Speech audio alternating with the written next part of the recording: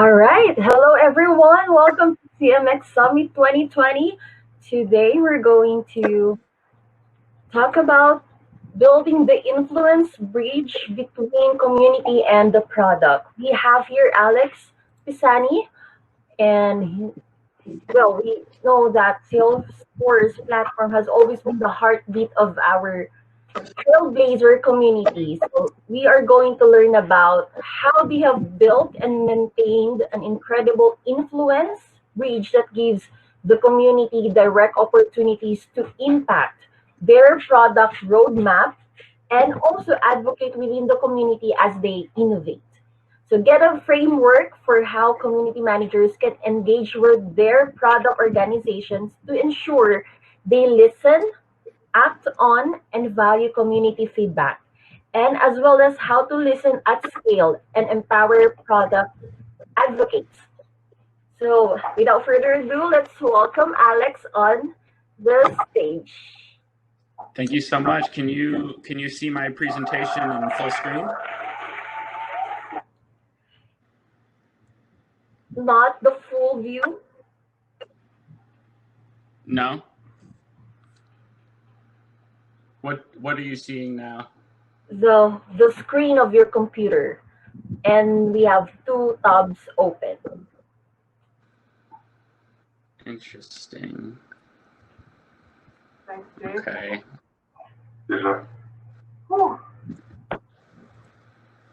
Okay, 1 second, everyone. Thank you for being patient. I know we've had some tech issues here today. So, Marlis, what are you seeing now? It's the same. So, do you see my presentation now? Not yet. I'm seeing two tabs right now. So maybe you shared the screen of your computer. Do you have an option to share just the slide?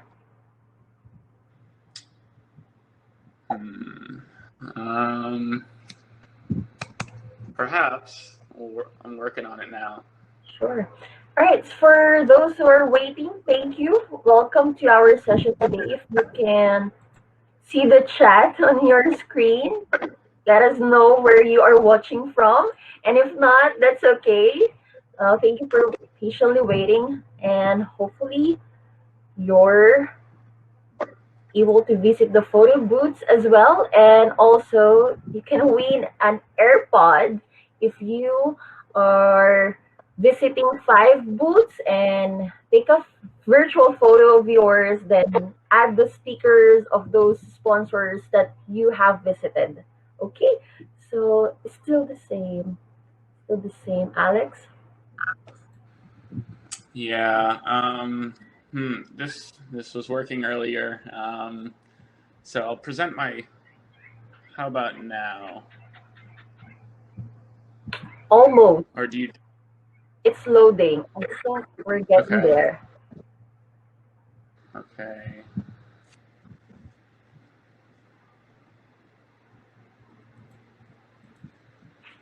Thank you for your patience, everyone.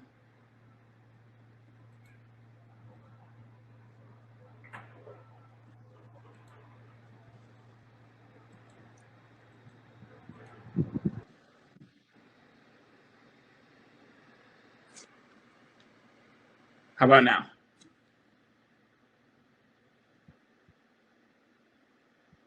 Are we good to go? Yeah, you're good to go. Thank you. Okay, perfect. Cool. All right. Wow. What a start. Thank you, everyone, for being so patient.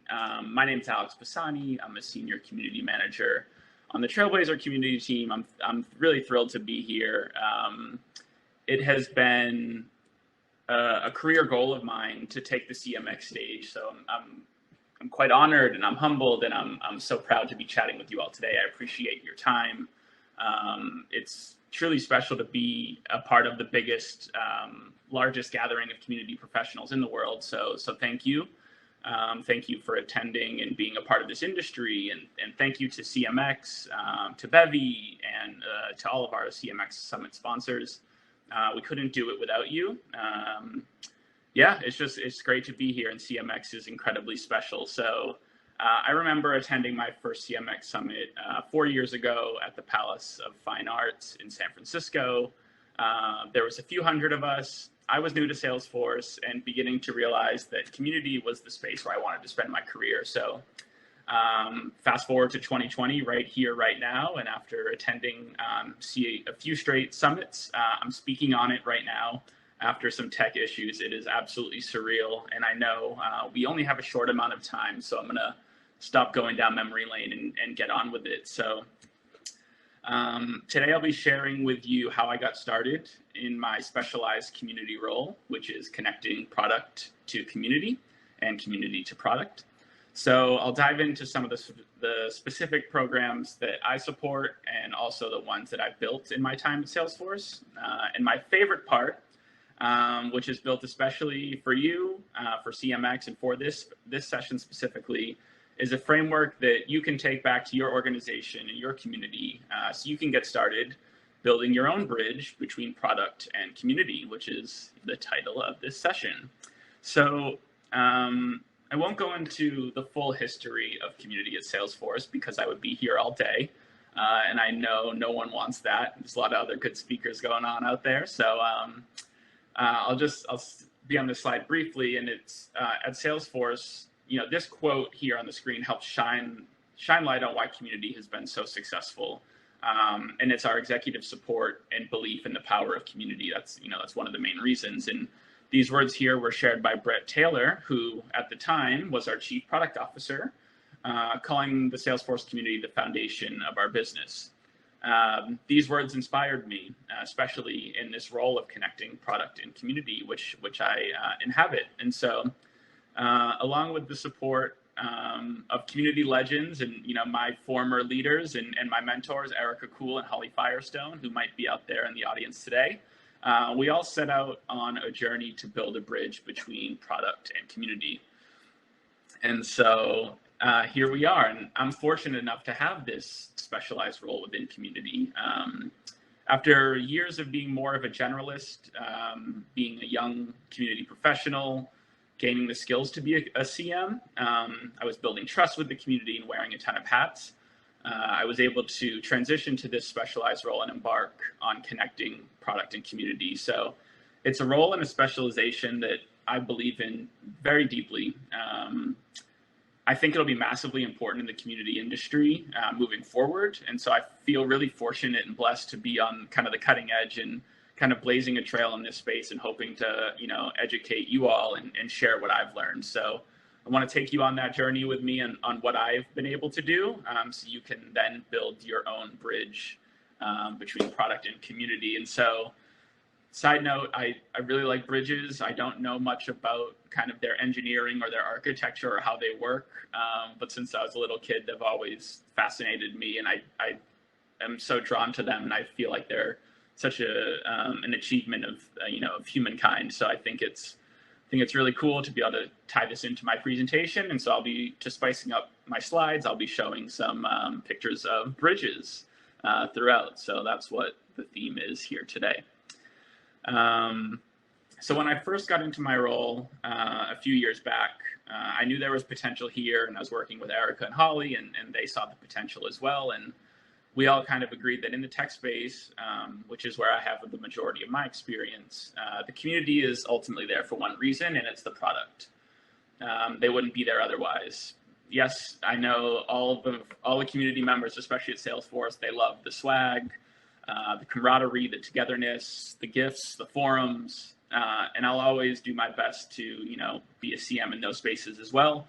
But ultimately, the community, they gather around one common purpose, and it's a love for the product. And so whether that's Salesforce products or the products that your company offers, there's a deep desire to learn more about them and to help improve them. And so at Salesforce, I've noticed that, like most communities, there's novices, there's intermediates, and there's the experts. And all these different groups have different ideas and passions and visions, but they can be so passionate that they might even have their own product roadmaps, or where they think that your product, or for example, Salesforce's product should go. So there's just so much to dive into when you're starting this process. And so when I started to build the bridge between community and product, I felt like there was this gap. And you could see that here as they were building the new Bay Bridge from connecting Oakland and San Francisco. And so I spent some time thinking about it and strategizing, working with my team. And I knew where I had to begin, and I had to listen. Listening to the community, as CMs, you know all about this, but it's always a good reminder to hear it again, that listening is always a great and core place to begin. And so when I was starting out, I had one-on-ones, I had small focus groups, I had brainstorming sessions. The listening tool that I found most useful in those early days was to survey, specifically surveying the community. And so I was able to put together a few different surveys based on the different audiences that I was dealing with, but a lot of the core questions remained the same. So they were things like, what products do you want to learn more about? What mediums and formats would be most useful to you? What do you think our team is doing well now? And maybe, where are we lacking? So getting back all this data, both quantitative and qualitative, and also giving me individuals in the community who filled out the survey that I could contact for follow-up for deeper dives. Those folks acted almost as like consultants for future projects. And one of the best parts is that the work that I would be doing would be benefiting these individuals who filled out this survey. And so I was able to connect with them along the way to get kind of a deeper dive into, how they answered the survey and what they were looking for. And so while I'm going through the exercise and engaging this community, I also knew how important it was for me to connect with and network with our product executives and our product managers. And so there's definitely a lot of time and effort that needs to go into building these relationships, but I would recommend to you all, and from my own experience, it paid off big time. So I was able to find some channels to reach out to product executives, to share my vision, and to kind of network internally to find the product managers for the products and features that were core to Salesforce's product portfolio. And so that was a very useful tactic early on to just kind of get a lay of the land and engage with the PMs that I wanted to engage with on future initiatives. And so finally here, as I approached bridge building and some of the things that I did, and I'm going to come back to this later, is sales, and it's sell, sell, sell. I'm not a salesman at all. I have no interest in being one. I prefer the community space, but I knew I had to put my sales hat on. I knew I had to be my own biggest advocate and our community's biggest advocate to sell the vision, sell the benefits to the product teams and the PMs I was chatting with, sell the value. And so as a one-person team focused on this, I often have had to be my own marketer, my own program manager, and definitely kind of my own salesperson. So another aspect of my approach that I like to highlight is a methodology that's built into the Salesforce culture, and it's called the V2MOM. It's a great way to organize yourself. If you haven't heard of it, it's a great way to establish your goals and ensure you're kind of aligned with what your company is going towards in their success. So in going through this exercise of, if you're interested in building your own bridge between product and community, I'd encourage you to all look at this V2MOM methodology, and I'll touch on it a little bit later as well. But it's a great way to remain focused over, a long period of time. At Salesforce, we typically do it over 1-year periods. And it can really just make sure that you are really focused on one core question. It's, how can what I am doing help my organization achieve its goals? So now I want to kind of transition into what I was able to work on and some of the specific programs and projects that I support now at Salesforce, and also ones that I have launched in my time at Salesforce focused on this. And so let's start with 2 programs that existed before I even came on board at Salesforce. And the first is our IdeaExchange. So IdeaExchange is built directly into our online community. It allows our community members to shape Salesforce product roadmaps, and also 3 times a year our product releases. So this is just a great example of community-driven product feedback, and that's definitely at scale. So after about a decade of valuable feedback, in 2019, the IdeaExchange was revamped. So now Salesforce community members, before they could kind of just vote on as many things as they wanted to, but now community members get coins, which they are able to spend on which features or ideas they want implemented by our product teams. So this allows for a more strategic approach from the community as to how our product team should spend their resources.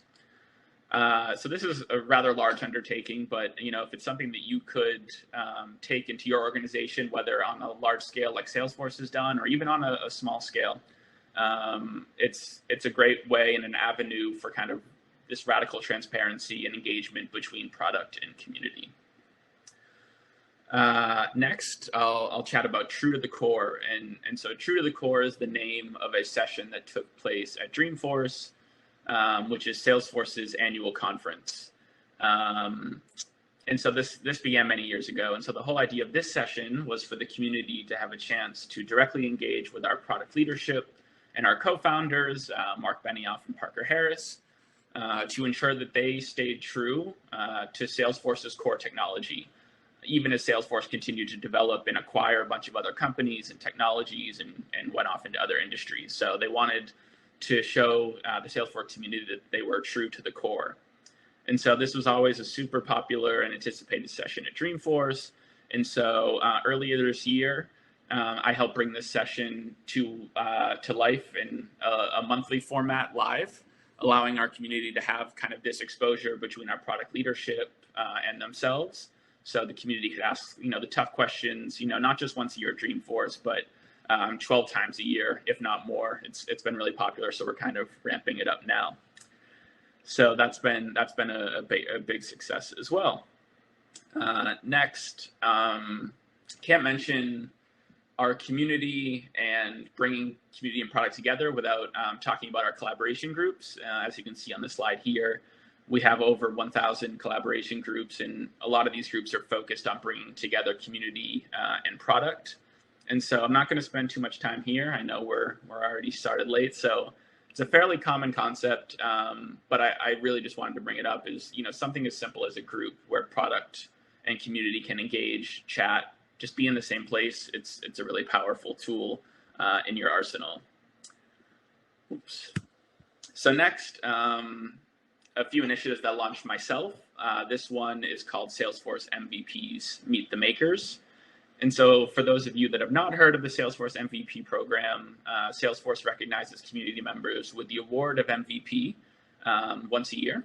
And this award is given to the lifelong learners, the trailblazers who are experts in the product and do so much to give back to the community. They basically help other community members help blaze their own trails in the Salesforce ecosystem, and we award them with the title of Salesforce MVP. One of the perks of being an MVP is our team, community team, provides MVP special access to the MVPs, to our product leadership and our PMs. And so we have the MVP sign an NDA. This allows an extra level of transparency from our product teams when engaging with the MVPs. And so I was really thinking about this about a year and a half ago and, wanting to utilize this NDA even further.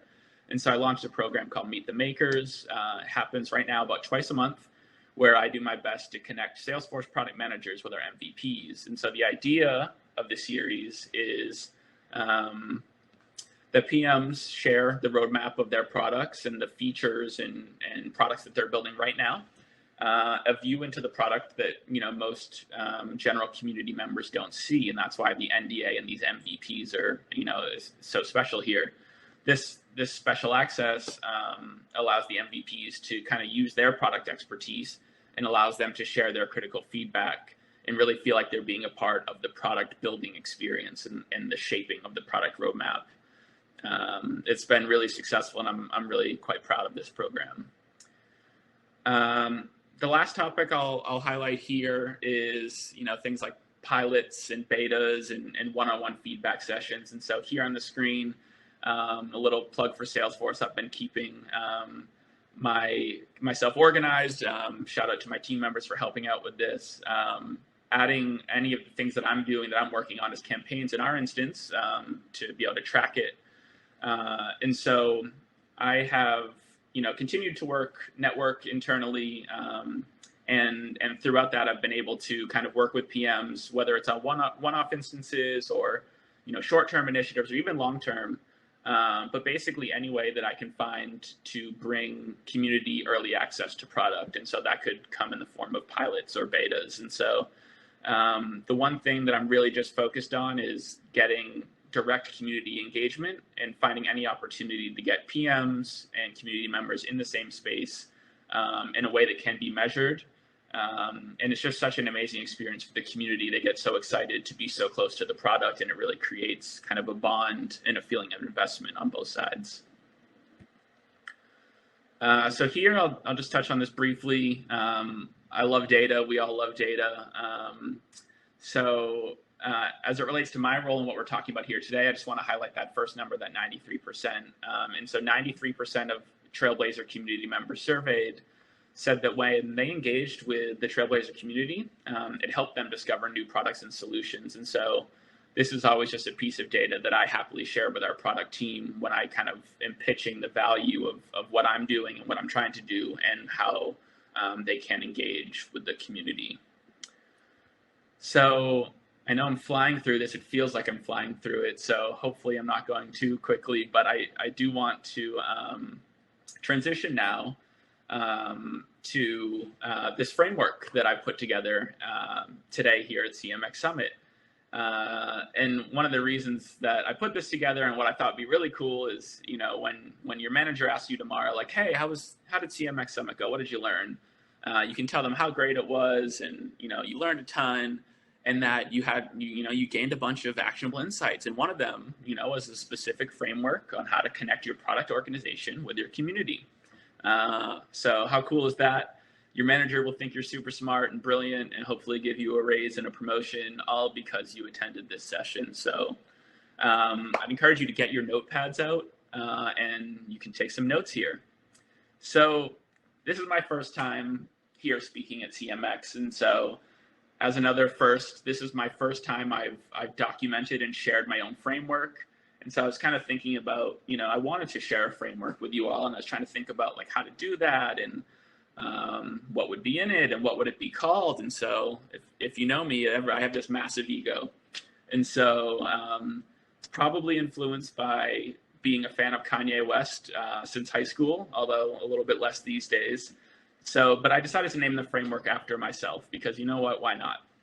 And it kind of fit in with the themes and values that I wanted to share with you all. And so some friends of mine and some teammates at Salesforce, they call me Lex. So I present to you the LEXr framework. Let's focus on the Lex because R is just, we're just repeating it. And it's listen, evaluate, execute, and repeat. So I'm going to provide you with 3 tangible actions that you can take kind of within each of the listen, evaluate, and execute. So you can have a total of 9 actions that you can take, starting today, starting tomorrow. So take out your notepad and or your Google Doc or however you take notes and let's dive in. So the first step in the framework is to listen. I mentioned this earlier. When I first approached how I could connect our product organization to our community, I took a step back, and I encourage you to do the same and to listen.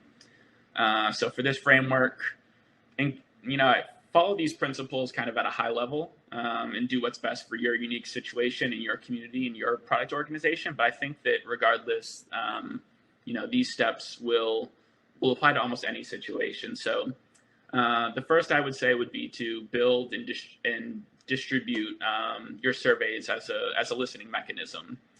So 2 separate ways to begin, one of which can be surveying your internal product managers. Here, you can learn what pain points PMs are experiencing in terms of getting customer and community feedback, and also maybe what products and features will be especially prominent and other areas that you can focus on.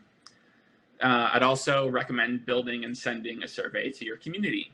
It could be for your whole community to participate in if it's a smaller community, or if you have a larger one, maybe you have a subset, perhaps your super users or a certain persona.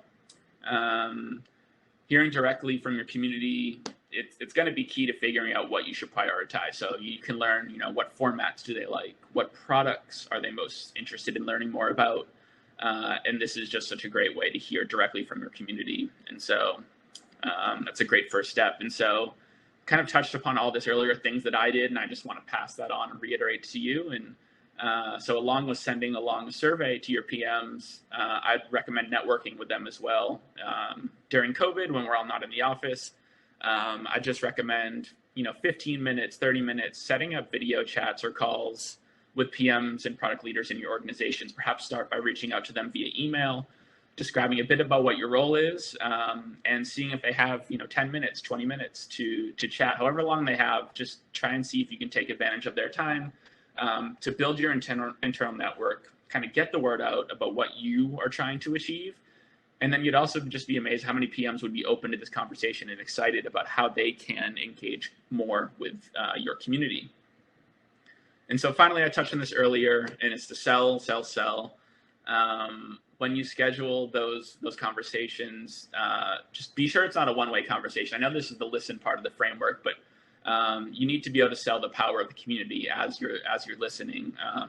And so please feel free to use any data points or success stories that you have to show the value of what you've been able to work on. And this will be the thing that sticks with the PMs and make them especially eager to work with you.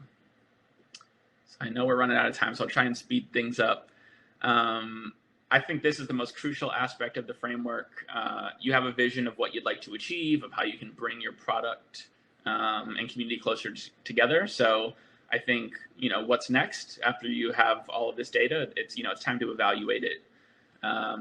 So after you've deeply listened to your product organization, you got to unpack the data and kind of identify the themes to evaluate your short and medium and long-term goals. And so as you do evaluate these themes and goals, think about how you work towards them. And it can be quite daunting and overwhelming. Some of the themes, they may have massive programs that you'll need to build, or you need to set up some infrastructure first before you can even get started. And so in this situation, I'd again step back and offer a friendly piece of advice here. It's to at times follow the path of least resistance. And so in other words, maybe get a quick victory. This will do wonders for your morale, show your leadership the value of the work you're doing, and really get you some momentum. Finally, here for the evaluation period, I just encourage you to come up with your own V2MOM, write it all down. What are your vision and values? How are you going to measure the success of what you've been doing? And if anyone has any questions or follow up about the V2MOM, I'd be happy to kind of follow up with you after that. You can also Google it, and there's plenty of information out there for you. And so the last step in the framework is to execute. And, as many CMs are, we're one-person teams a lot of the times, and you're going to be doing a lot of this framework yourself, including the execution. But it's exciting, and you've put so much time into listening, into evaluating, and putting all this together. And then it's launch day, whatever it might be. It's an important and special day, and you should celebrate it. So whether it's the start of a webinar series, or a listening tour, or a portal that connects community members and product, it's really exciting. And so as you launch your programs, just make sure you're measuring your work. I'd be happy to dive deeper on measurement tactics, but can't dive into all that today. But a lot of the times community is not revenue generating, and so CMs need to show the value of our work and the impact we make. So measure your programs early and often, and be sure to share that data out when you have it. And then finally, I just recommend closing the loop. This is such an important part. So, the PMs that you're working with, they've gathered feedback maybe from a connection you've put them on with some community members. Ensure that the PMs and you work with them closely to have, a plan to evaluate the feedback and take action on it. And then be sure you follow up with them so you can know the impact that was made, and then bring that impact back to the community members who participated.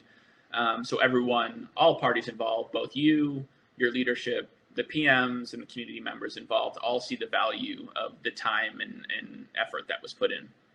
So that's the framework. One more step, we need to repeat it. Our work is never done, and so you'll need to start the framework over again occasionally to get fresh insights from your community.